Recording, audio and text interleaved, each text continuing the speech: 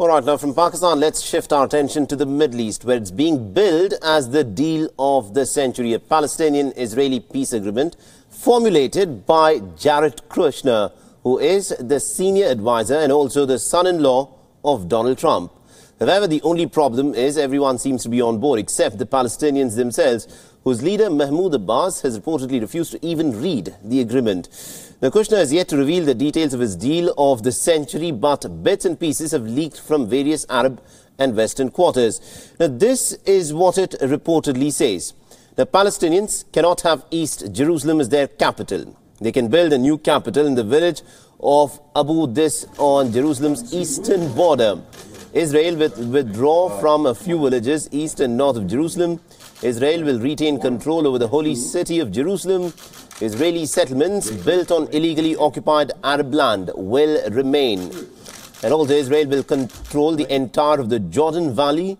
Palestine will be completely demilitarized. Now, these are some of the details that have been leaked, which Jared Kushner has dubbed as the deal of the century. Now, the leaked details indicate that the Palestinians have absolutely no right of return to their homes, and the lands occupied by Israel since the year 1948 will remain with the occupying Israelis. Now, the Palestinians will, of course, see this as sacrosanct. It has been endorsed by 2 United Nations General Assembly resolutions, and little wonder then that Palestinian reactions have been extremely negative to this peace deal as proposed by Jared Kushner. There's an interview today in Al-Quds newspaper further clarified that the United States administration of President Trump has actually moved from the squares of negotiations to the squares of dictations. They are determined to dictate a solution. They walked away from the negotiating table.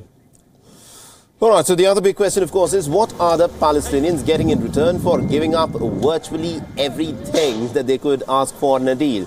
Now, the Kushner deal reportedly promises billions of dollars in terms of infrastructure projects, a free trade zone at the Al Rish in the Sinai, and also millions of dollars is to be poured into improving the conditions in the West Bank as well.